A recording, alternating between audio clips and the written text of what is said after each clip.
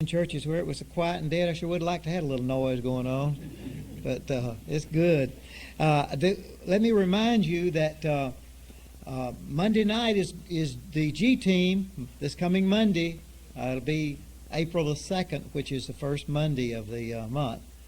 So we'll need to have that team together here, and we've got some new prospects. Need to have some contacts, so be looking forward to that. Now, folks, we sometimes things don't work out like you would ideally plan them, and something has not worked out like we would have planned it. The Awana team finally got back in touch with me. We're out of town, and of course we said that we wanted to have our orientation and all for our workers and for the church on a Saturday, because it's too much to do in one night. So we were going to do it on a Saturday, start about 10 o'clock, and have a snack lunch together, and then finish up somewhere around 2, something like that, from about 10 to 2:30. So when he finally got in touch with me, he looked at his calendar, and his first Saturday was the latter part of May. Now that's terrible. I mean, that's just terrible for us to sit on hold and not do anything for that length of time. And we need to have this up and fired up and going and reaching children even to get ready for Bible school too, you know. So I kept talking to him, and I said, Chad, that's just too long, man.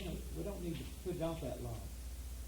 So he has agreed the only Saturday that he could do anything, he said he would cancel, he could cancel and postpone the event he's got planned for this coming Saturday if we could, at this short notice, get our people together for Saturday.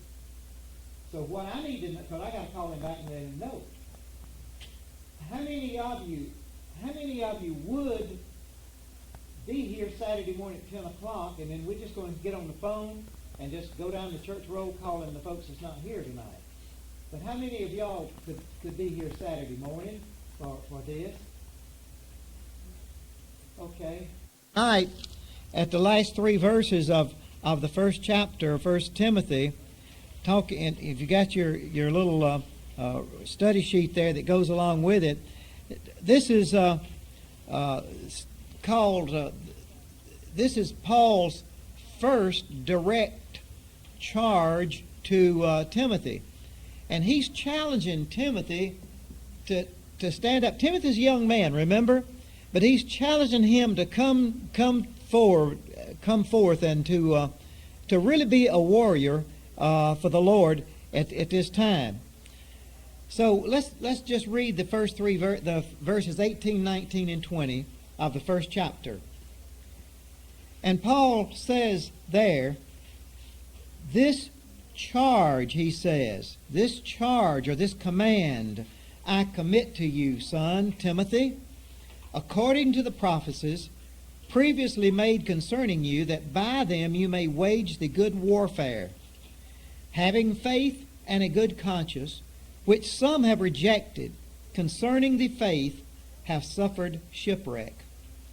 Of whom, and he gives some examples here, of whom are Hymenaeus and Alexander, whom I delivered to Satan, that they may learn not to blaspheme. A strong, strong charge that he's given to Timothy there. I remember when I was just a young boy in Anniston there on 12th and Noble. Any of you remember the old post office building there, the white granite-looking building on 12th and Noble, the old post office? Y'all probably wouldn't ever dream this, but I've got it over at the house next door. I have an old shoe shine box that I made out of some apple crates from my daddy's grocery store when I was a little old boy. And I used to shine shoes on Noble Street when I was a kid with that shoe shine box.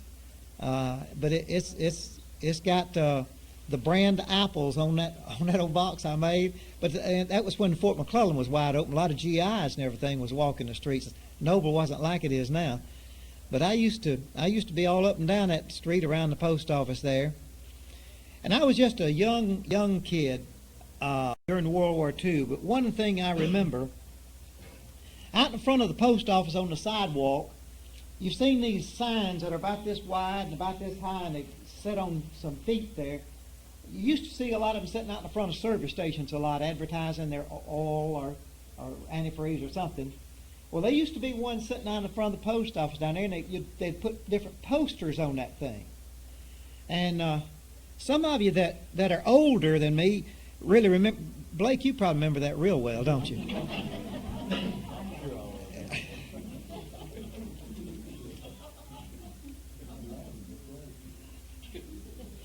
But let me tell you a poster that I remember so well.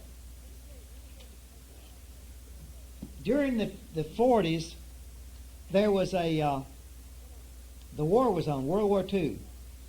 And everywhere you looked, everything was Uncle Sam, Uncle Sam. And I bet some of you remember seeing this because it was not limited to the post office in Anniston, but I do remember it being there. They was on that board out there in the front was Uncle Sam in that hat, you know, and that little white beard. And he was looking, boy, I mean, those eyes were just glaring, and he was pointing. And he said, Uncle Sam needs you. And what used to fascinate me about that sign was, I don't care, you could walk to the right or to the left, and you couldn't get away from his eyes. He was looking at you anywhere you were. It was one of those kind of signs that his eyes would follow you, and that finger would follow you. He was pointing at you everywhere you went. I remember that real well. Now, I don't know just how much that particular poster had to do with it, but history reveals to us that thousands upon thousands upon thousands of men and women responded to that invitation. And they left behind their homes and their jobs, their careers, and their families. And they left and became part of the greatest military force on the face of this earth. And when they left home, when they accepted that call, they had to be trained and be prepared. And they started with boot camp. And some of you that were in boot camp, you know what cost you paid to go through that. But they took these soldiers and sailors and Marines and airmen, and they took those men and they turned them into the greatest fighting machine I guess the world has ever known. And that basic training that they went through, it turned those private citizens, former private citizens, into some very powerful commandos for the United States military force. Well, in a similar way, God has called us. Instead of Uncle Sam needs you, God needs you for His kingdom's work. He's called us and He's saved us, and we all made the discovery at some point in our life that we needed God. And we called out to Him and received His saving grace in our life. But once you go beyond that experience of experiencing salvation, when you come to know God in that personal relationship, then for the first time you realize how much then He needs you, just like we're talking about tonight for this children's ministry and for the people that are not in church. We are needed to be available to God for Him to use us and use our facilities to work through and to try to reach all these people. We like to sing those songs of warfare like Onward Christian Soldiers marching us to war, with the cross of Jesus going on before. And I think sometimes we need to stop singing along the way and ask ourselves, where am I in this army? Where am I in this process? Where am I fitting? Have I responded to the call to join God's army? And am I in battle shape? Am I ready for action? Well, these verses that we've read here tonight, they present a great study for any believer who is sensing that God could use them in some way. And every believer is called to serve the Lord and be a warrior for God. And this is a truth that Paul is conveying to young Timothy here. In verse 18, the charge he gives him is to fight a good warfare. And he says, I charge you, this charge I commit to you, he says.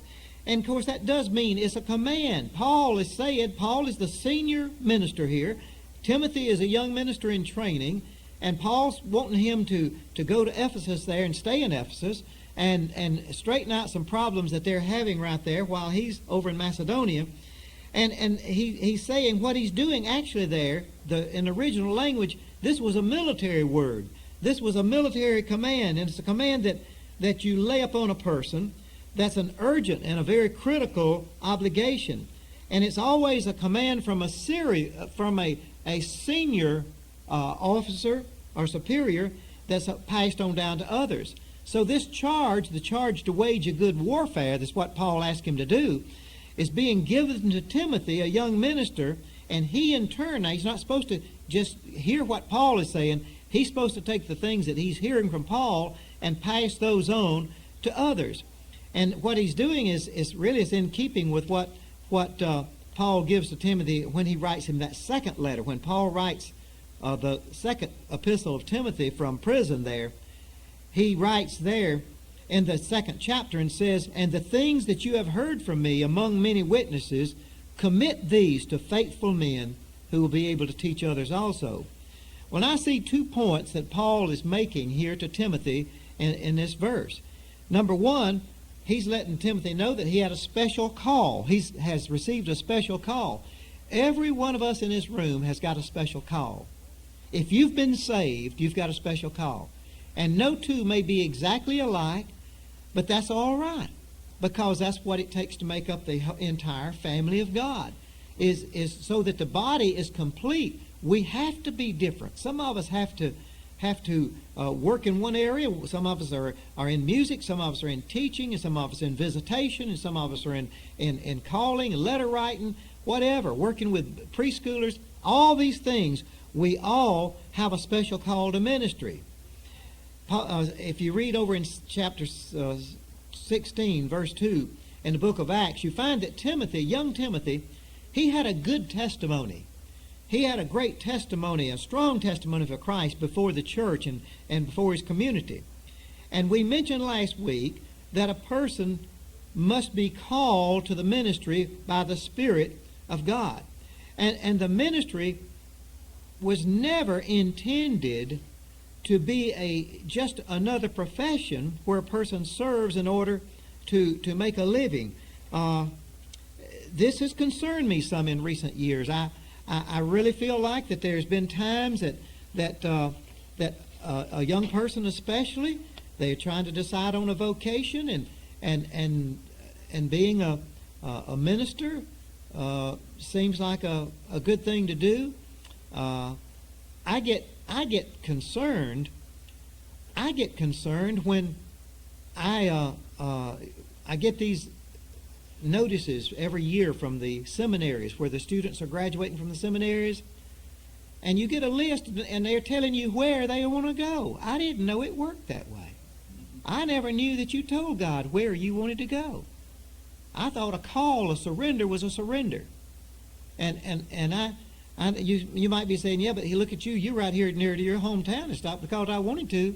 I had built a home in Florida. I was going to stay there forever until the Lord come back. But he changed that plan. I never wanted to come back to Anniston. Never cared where I went. Just never cared. But you can't do these things if you are surrendered and sold out to God. You've just got to sell out. And the Christian ministry is a call of God. And this is what Paul has been talking about. Those others, those false teachers, no, we're not under the call of God. And this call that a minister receives, it's a very serious call. It's a call that puts him right in the midst of spiritual warfare. It puts him in an upfront, face-to-face battle with Satan to try to protect the purity of the church, the honor of the church, to try to fight the Satan for the souls and the minds of people. And Timothy's call was to stir him to fight a good warfare.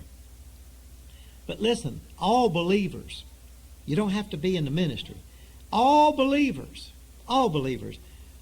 must never forget one thing. The ministry, I don't care if it's a Sunday school class you're teaching, if it's young children or preschoolers or what. If you're staying in the nursery with babies, I'm going to tell you what, that baby you're keeping so that some mother can go to church, that might be the very thing that allows that mother to be in church and she might get saved. I'm telling you, anything you do for Christ is a very sacred trust. It's a very sacred commitment. And God has taken the most precious, He's taken the most sacred thing that He has, the very gospel of His dear Son, and He's committed that to us. Placed that message into the hands of men. Any thoughts anybody has about the ministry or the call to ministry or anything like that? Anybody want to talk about?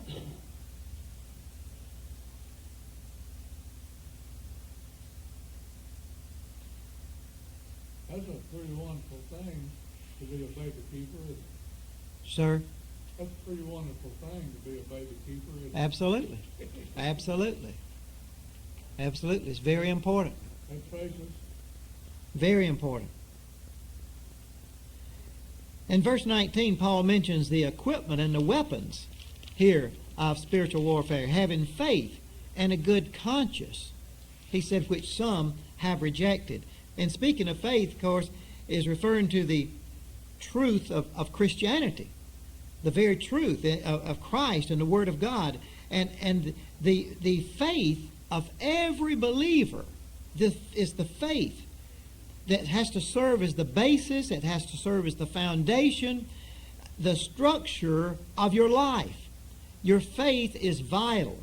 And Timothy, in facing the spiritual battles he was he was to cling in faith to the commands and to the instructions and the words of his Commander-in-Chief, the Lord Jesus Christ. And he was also to have a good conscience. What is a conscience? Can you tell me what is conscience? What do you think a conscience is? Feeling in your heart? It's an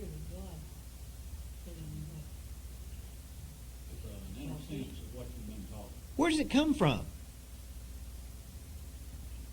than God. When does it come? You know it. Well, don't you have a conscience though before Yeah. To some you get saved? What we do with it, I think we have it at birth. But then it's up to us to mature it and strengthen it in the right way. I had simply stated here that your conscience is your inner sense of right or wrong. It's this inner sense in there that says you should not pick that thing up, to a little kid in a grocery store. You know you're not supposed to pick that up. But sometimes there's another voice saying, nobody's looking. Now, contrary to what you hear sometimes in society, we don't receive our conscience from training or from education.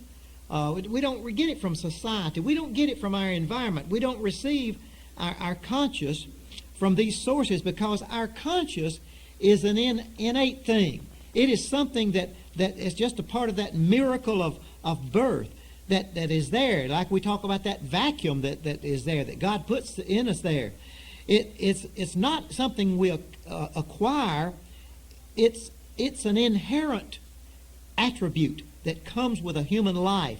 A person is born with a consciousness of right or wrong. Let me read. I think I have that on your sheet there. Romans 2, Romans chapter 2, verses 14 and 15. Now, Paul is talking now here in the first part of Romans about the people that never have heard of God, never have heard anything about Christ or anything. In chapter 2, verses 14 and 15,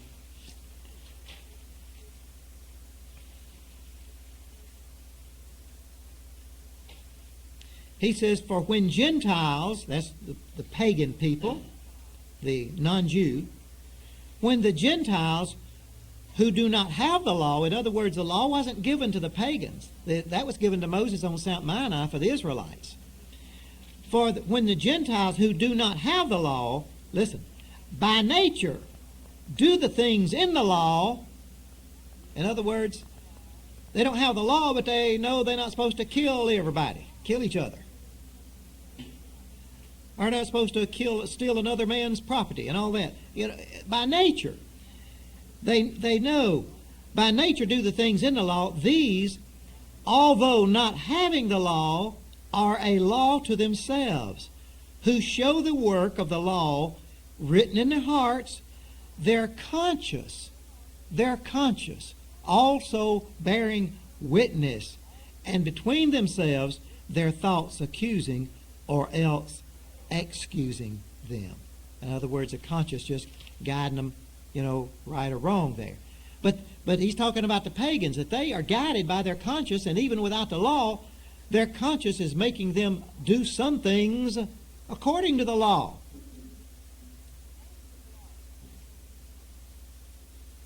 So, Brother Ed, on that, on the 16, one further, after what this is said in 14 and 15, how do you explain verse 16 in that? "In the day when God will judge the secrets of men by Jesus Christ according to my gospel." What he's saying there, that there's going to be a time come that man will be judged before God by the light that he has received. A pagan before Christ was ever born is not going to be judged by the same measure that you and I are going to be judged by after Christ, and we know and have got the Bible and all of his teachings and everything. They're going to be judged by their understanding that they had at that time and what they did with what they had. Yeah, okay. That's what I was Yeah. thinking. That's what I was Yeah. saying. Now, although I said a while ago that the conscience is, and this scripture bears it out, that the conscience is something that is innate within us,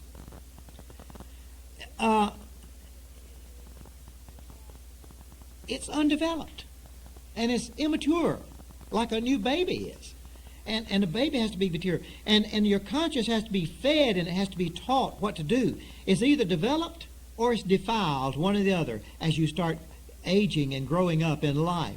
One or the other. Well, here's the point. A good and a healthy conscience comes from righteous and holy living. That's how your conscience is a strong, pure, and a good conscience. A bad and a defiled conscience comes from living an unrighteous and an ungodly life. Now, when a person violates his conscience, in other words, when he does wrong, you're standing there and you're looking at something that looks attractive to you, and you look around and you think, I could slip that thing under my coat and walk out of here. You know you shouldn't do it. You know you shouldn't do it, but you violate your conscience. You violate it. Then your conscience, if it's a healthy conscience, it's going to prick you. It's going to bother you. It's going to nag you, causing feelings of regret and guilt. That's what a conscience does. You've heard the guilty conscience. Well, your morals are really built on your conscience. Right, Or it really boils down. If you've got bad guns, you're going to have bad morals. right. That's right. And what builds your conscience and strengthens it is godly and righteous living. And filling yourself with godly and righteous things. The Apostle John, I think this is a pretty good illustration. I think of the conscience, how it convicts of sin. In John's Gospel, chapter 8, you remember the story there where the Pharisees and scribes were trying to trap Jesus. And they caught the woman in the act of adultery. Of course, there had to be a man there. I don't know what they did with him. Gave him a feather in his cap and sent him on down the road, I guess. They just brought the woman in, didn't they? And they brought the woman to Jesus, and they wanted to know if he was going to violate Moses' law, what he was going to do. And they were just, of course, trying to test him there. And when Jesus responded with the words that he who is without sin among you, let him throw a stone at her first. Well, things kind of got quiet. And John states their response by saying, then those who heard it, being convicted by what? Their own conscience. Being convicted by their own conscience, went out one by one, beginning with the oldest even to the last. And when someone is convicted by their conscience, you do something, you say something, you do something that you shouldn't do, or say something you shouldn't say, and then that conscience starts bringing this up to you, and you feel bad about it, and you correct your behavior, you ask God for forgiveness for whatever it is, then, of course, God will forgive, and he will remove that guilt. He'll remove it completely, and he'll remove it totally from you. But now here's something that we need to, this is what Paul's talking about here in this verse too. If you continually violate your conscience, if you willfully continue to do the things you know that your conscience is saying you shouldn't do this, and you continue to violate your conscience, a very dangerous thing will happen there. What does happen, somebody? What happens? Huh? It gets hard, doesn't it? It no longer directs a person. I mean, you crust it over. And this pricking and this nagging and this pull to do right becomes very dulled. It's not foremost in your mind anymore. And the person becomes calloused and hardened to righteousness. And I'm telling you, a time will come when a person who ignores the voice of their good conscience will be left alone in the world to walk in unrighteousness and ungodliness.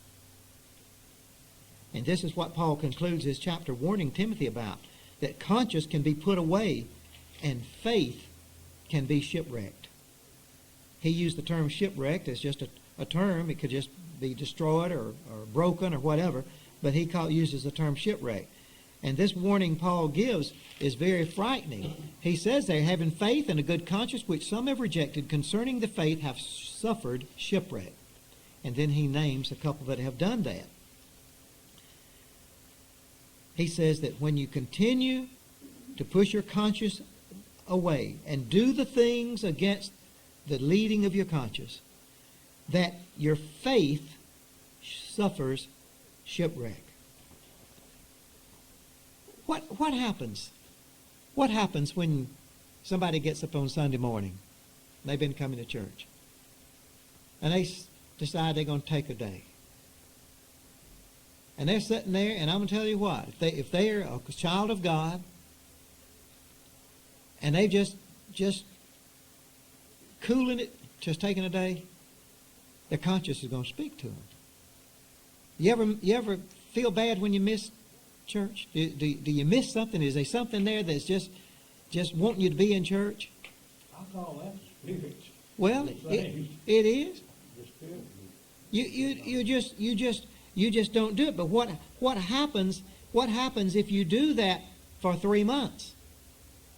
Do you still have the same impulse and all to go? What about if you do it 2 years or 3 years? Do you even get up and think about church then on Sunday morning anymore? Well, how do you tell with the conscience which is the spirit? If you're a saved person, both of them are going to tell you the same thing. Right. They're going to agree. You're not going to get any. You're not going to have any dispute. They're going to be one together. Yeah. But this is this picture of one being his faith is shipwrecked is just a picture of one who has refused to live righteously and godly, and it results in a weakened faith from the storms that you face, and evil and worldliness and false doctrine. And his faith gets shipwrecked because he pushed his guilty conscience aside. He rejected the Spirit's nudging him, refused to listen, and refused to abide by the nudging that the Spirit was doing there. And he calls Timothy's attention to two specific examples of men who push their consciences away and shipwreck their faith. Hymenaeus, he was a man, he's talked about in 2 Timothy 2:17. I think that's on your sheet there. And 2 Timothy 2:17, he talks to him there that Hymenaeus was a man that was in there teaching a false doctrine, and he was teaching the people that the resurrection of believers had already taken place, which was totally false. And then, of course, he names another one, Alexander. Paul talks about him again in 2 Timothy 4:14. He was that coppersmith who opposed Paul and did a lot of evil against him when a lot of people were getting saved, and it was taking away some of their trade, making these false idols and getting in their pocketbooks. So he organized some people and brought a lot of trouble upon Paul. But Paul mentions the discipline which he exercised against them. He delivered them to Satan, that they may learn not to blaspheme. Now, what does that mean? Somebody? I was going to ask you that now. Well, I was going to ask you, too, Toots. I wanted to know what you Well, think. I don't understand it completely, how he would do that. I know Paul would do a lot of things that we can't do these days because of his faith and the ministry of the Lord, so I really don't know. Well, basically, what he did here, he excommunicated them from the body of believers. That's what he did. He put them outside the church. And most of them teaching some false doctrine. They were. That's what he was doing. He was teaching that believers had already resurrected, which was false doctrine. And Hymenaeus was doing that, and Alexander was the one that had given him a fit about the other, and was probably still running around causing problems at the time for him to mention him like that. But it really means that they just had a break with him and excommunicated him from the fellowship of believers. And the idea is that outside the church, out in the world, away from God's people and God's teaching, away from them is the domain of Satan. Put them out of the church, you put them out there in Satan's domain. The church is the domain of God. And there's several scripture verses there that I put down under the bottom, those Johns and Acts, Ephesians, Colossians. All of those refer to this fact that the church is a domain of God, the world is a domain of Satan. And so the men were literally sent out to Satan's world, to which they belonged. And the idea was that perhaps there's two things. Number one, it would stop the trouble inside the church and the false teaching and the confusion going on inside the church. And secondly, it would possibly humiliate them and bring them to their senses if they were put out away from the believers. But it was a discipline not only to punish them, but to awaken them to righteousness. You know, there's a lot of difference, of course, what we see in the book of Acts in the first century church going on and the way we practice things now. In the first century church, you lie about your tithe and you fall dead, like Ananias and Sapphira. They were such a holiness and an awesome power of God's presence and power and the Holy Spirit there. It just didn't tolerate. It didn't tolerate the flippant way that we do church now, a lot of ways. And they disciplined people in those days. That if they were inside the church, tearing up the church and causing problems, they put them out. We don't do that anymore. We just. Don't you think Satan could have had them in that church? I mean, that's what they were teaching. They Well, were teaching opposite. Well, certainly. True. So I'm just saying, usually I think about somebody is a false teacher and professes to be saved. There's something wrong. Absolutely. Absolutely. And, But should they be left in the church? No, that's right. He's putting them back out where they Where they belong. That's right. But they already were Satan. They are, well, that's what he's saying there, that he's delivered them to Satan, separated them from the holiness of the believers and the presence of the Lord there. Teach them not to blaspheme. Right. But it's still a redemptive, there is two things, protecting the purity of the church and trying to redeem those also. They're not, these men are not lost people. They're Christian people who are to be taught a lesson. Well, I don't know that. It just really doesn't say that. They were in the church. They were in the church, whether they were saved or false prophets, I don't know. But they were in the church doing this stuff. Why would one be Christians if the rapture had already come? I mean, that's what they teach and what they believe, right? Yeah, he was Hymenaeus was teaching that. So I mean, why would you want to be a Christian? I mean, what made the difference? If there wasn't going to ever be a rapture, It looks like that they may have been Christians when he was out there where they could learn not to blaspheme. That's going on today just like it did then. That's like on this television. These preachers hitting people in the forehead and them falling out on the floor and Blowing at them, them getting upfield and all that kind of. taking their coat off and slinging it around in the air and the wind from their coat, making people fall out on the floor and kick and all that. About the same thing. Yeah, as far as I'm concerned, it is. That is wrong. I know it's wrong. I know it's wrong. And there's a lot of people that, I don't know, might be pretty good folks that's really confused over that. Well, sure, there's a lot of folks There's a confused. crowd there. I mean, Thousands and thousands and thousands of I mean, folks. they got thousands of followers, you know. And you can get that into the local church. And when you do, they'll be put out. Week before last, Jerry said, you taking on the role of a director of missions. Directors of missions a lot of times serve for pastors to come and talk to about problems. Well, week before last, I had 4 pastors call me and want to talk with me about problems. And came to see me. And one of the pastors, and I happen to know this pastor is a good man. He sat and wept, and his heart's broken. He's been with his church for several years. I happen to know that he gives his time. He's very faithful to visit and very, very true to the word. He preaches the word. He's a good man. But ongoing thing there. One of the teachers, men that teach a men's Sunday school class, and I had one of these one time, so I can sympathize with him. Teaches his main men's Sunday school class, got mad at him somewhere back in the past about something. And every Sunday the man walks in, goes to his class, badmouths the pastor. When Sunday school's over, he's by the way, he's a deacon too.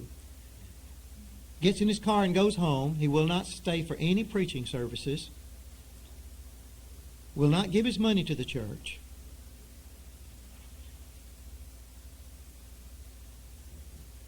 And the pastor has to put up with it.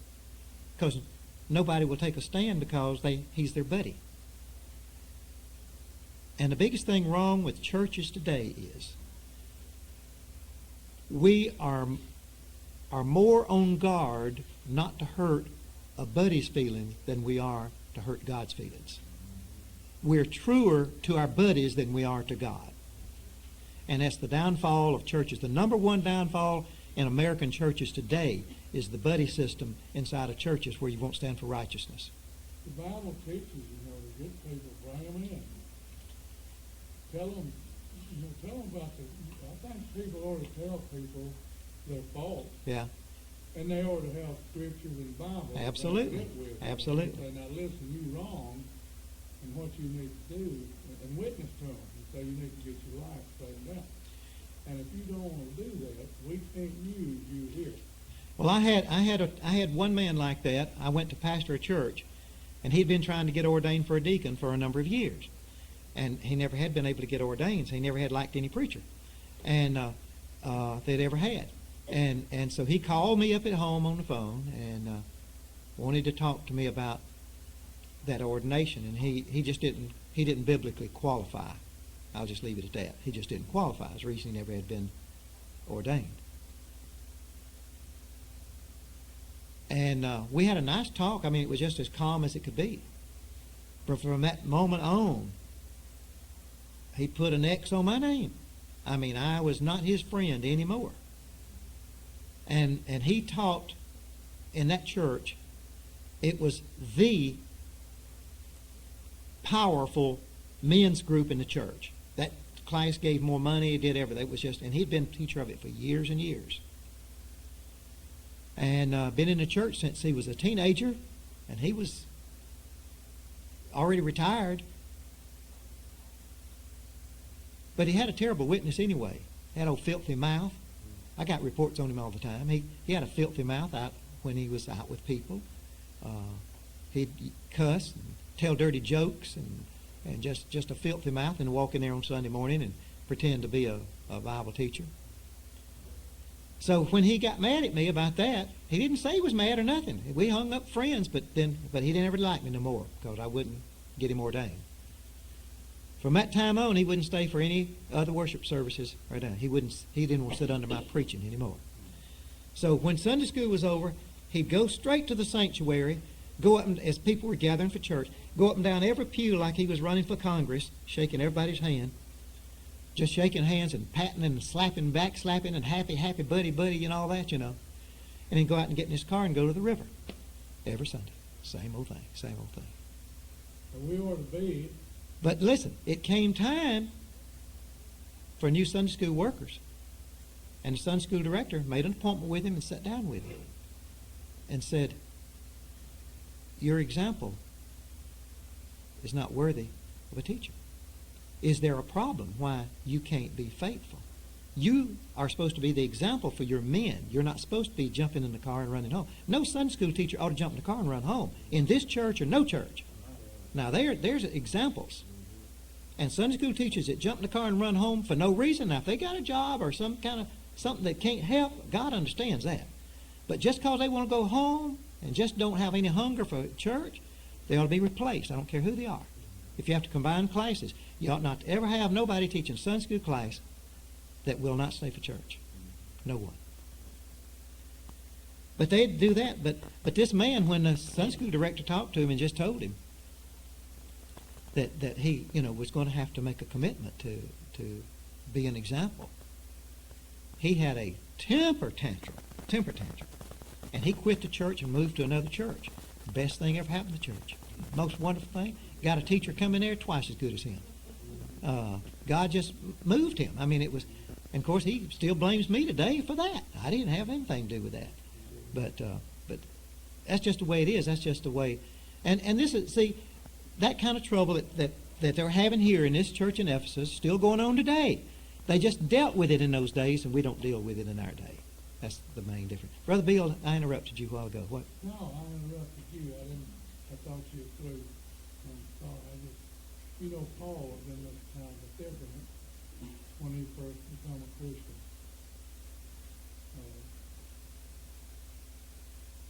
I just fixed to say that if a fellow turns back, and really says, I'm sorry and I've changed my way, and Paul did that, then we ought to be willing to give him a try and forgive him.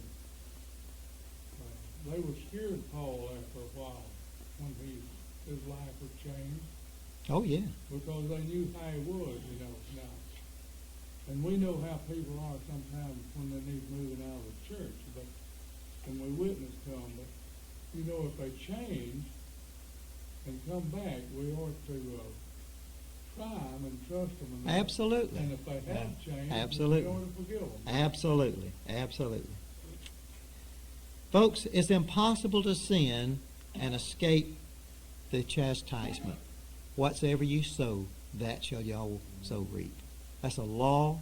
That's a law that God has put into place. And there is a spiritual power that inflicts punishment on sin. It's there. And people violate their conscience today for so many reasons. A lot of times it's sort of common among young people, especially young people, to ignore their consciences in an effort to become popular. But you know what we've known for many years?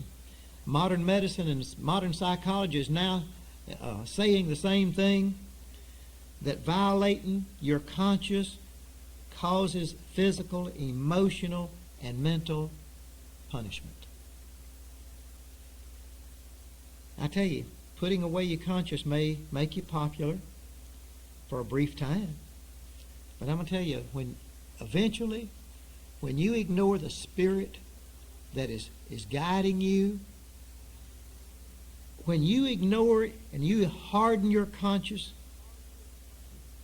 it can make you an outcast for eternity. Our time is really about up. Does anyone have anything to say? That